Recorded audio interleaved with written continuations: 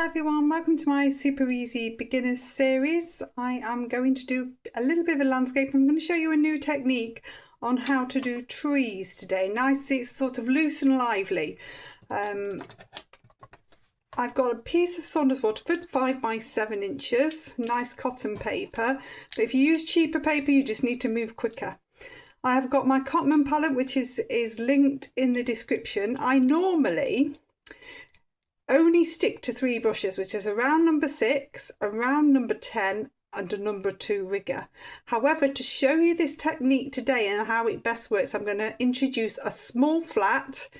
This is just over 1 centimetre flat, and that's really just to show you this particular technique for trees that is most useful when you've got a flat, but you can do it with a round as well. So I'm going to go halfway. We're going to go halfway. This is with my round number 10. And I'm going to pop in some water. I want to make sure it's nice and evenly coated. No puddles, no dull bits. I can come over it a couple of times.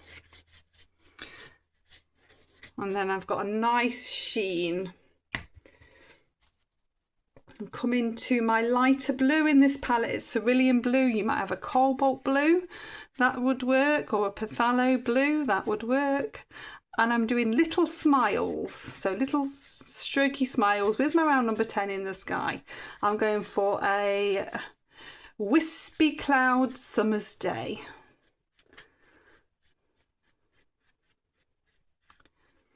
That's going to flow in nicely. If I pick up a slightly darker blue, this is ultramarine blue, and bring a little bit of that towards the top.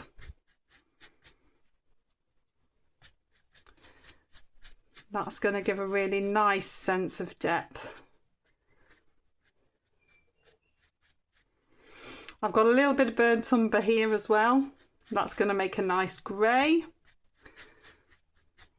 Just pop a little bit of that in. You can either mix it in your palette or you can mix it on your paper.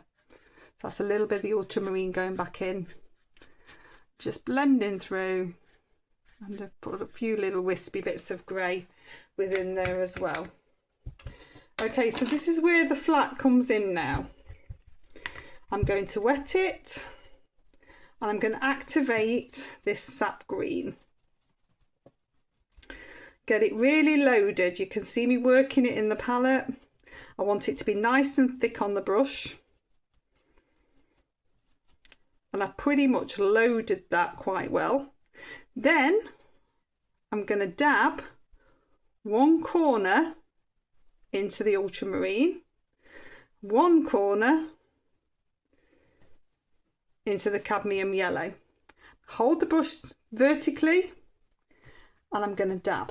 I'm going to dab, twist it, roll it in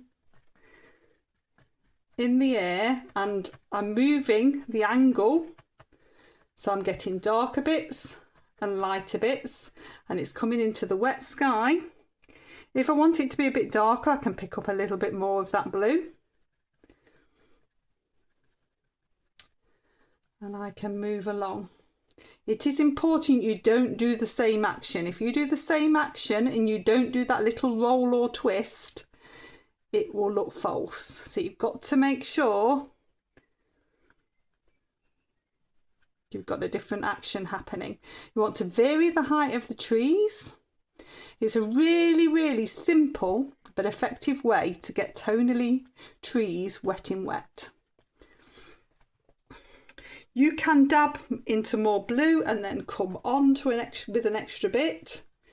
You can dab into more yellow and come on with an extra bit. You're just building this up. Bit more green, bit more blue. I want this tree to be a bit darker this side. You can see how easy it is and effective just to keep dabbing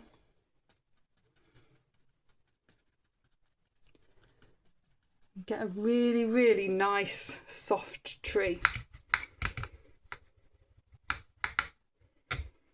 Okay, I'm going to dry that one off. Okay, so that's nicely dry. I'm going to come on to this bottom section. So this is with my round number 10 again, and I'm wetting that. Nice even coat of water, no puddles, just a nice sheen. If you can't see the sheen, get down to eye level and you'll make sure you've got all of the bits wet. Right, I'm going to come into my cadmium yellow, which is a little bit green. That's fine, you just clean it off with your brush if you ever do that. I'm going to start with some cadmium yellow. I'll sweep that through. Don't matter, it's a bit green, it's going to be going green anyway in a minute. Do the whole of that all the way through. Dip my brush into a bit more water, and then I'm coming into the sap green. So I'm aiming now, I'm going to have a little path. So I'm going behind that tree there. So the path is going to be narrower further away and get wider as it comes towards me. That gives you a great sense of perspective, and I'm just dipping into that sap green. I've drawn it out with a brush, and then I'm coming to that line. Still with my round number 10. I'm going to be going behind that tree there. You can see there I've got a lovely path already. Dipped into a little bit more water, it's a bit dry. I'm just going to bring in a little bit of the ultramarine. So this is just giving shadow, horizontal strokes. That'll just give you a bit of shadow on there. Give my brush a bit of a rinse. I'm going to nip into some burnt sienna here. And I'm going to bring some shadow through the path. So there's just a little bit of burnt sienna coming through for shadow on the path. And then I'm going to show you another trick with a flat brush. So I've wet the brush, I'm going to come back into the sap green, really load it up.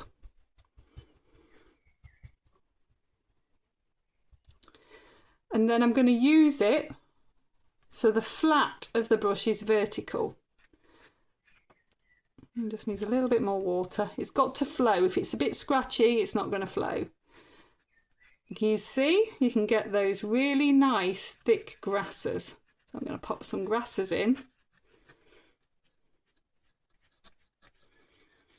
Just either side. I know it's still wet, but this is just going to give you a base for your grasses later. And then I'll come into the ultramarine. So I've got a bit of a darker green. Just bring that through as well. So I'm using the full length of that brush to start to create the grassy bits.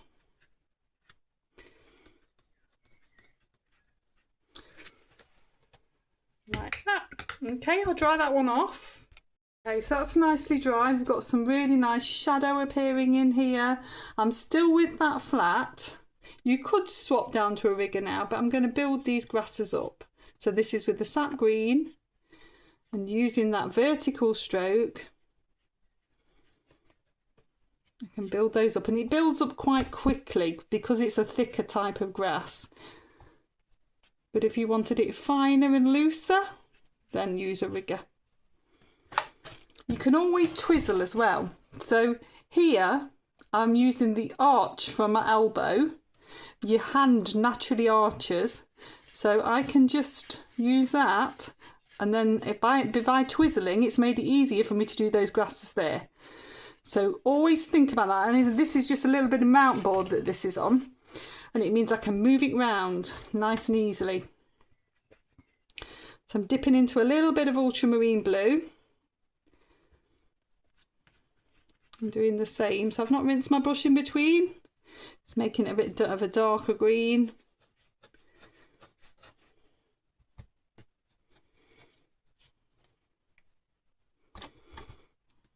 I'm just popping in a few. It's quite nice to vary the height. You can come higher in places. Twizzle around again. If at any point it gets a little bit too wet, then dry it off. Bring some a bit higher. going in different directions. It all makes it feel a little bit more natural. And the more you work into this foreground, the more the distance sets back.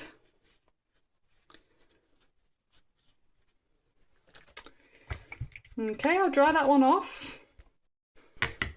Okay, so this one now tonally is very, very similar. It's a beautiful scene, but I just want to lift it a little bit. So if I come into my cadmium yellow,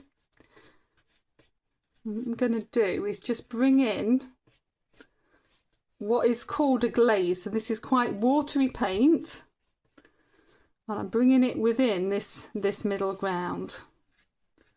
So I just want to tonally just change this so it's got a bit more warmth in the middle ground, so the background sets back a bit. So that is just a light wash of cadmium yellow, and that's changed it enough to give it a sense of distance.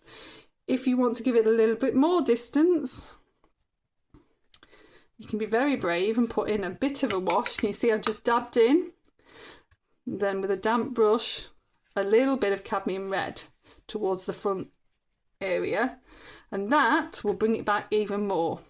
If it's too strong, pop in a little bit of the yellow. Set that back even more. Just those little touches. Little layers. This is a little bit of burnt sienna, and I'm just bringing some of that across the path just to create a bit more of a sunlit shadow in places.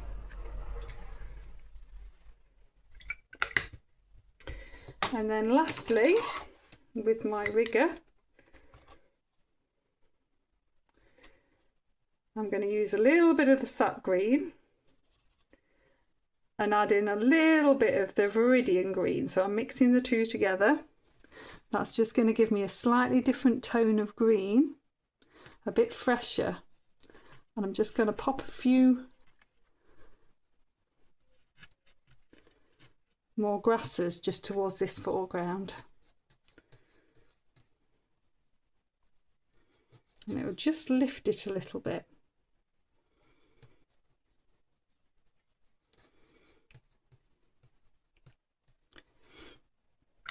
It's a lovely little tip that I like to give, because viridian's hardly ever used. But if you've got a Chinese white or a bit of white gouache and you mix it with a little bit of the viridian, you get a lovely turquoise, and that can be a fantastic colour for lifting. I love a turquoise just in that foreground area. Little tips like that just really works. Okay, I'll dry that off and take the tape off. And there we go, all finished. A really simple but effective way to do loose trees in your backgrounds. It's nice and loose and lively, using a flat brush and how to use a flat brush best. So I hope you've enjoyed it. Please do like, subscribe and share. Please check out my membership channel as well. Details are in the description. I'll see you next time.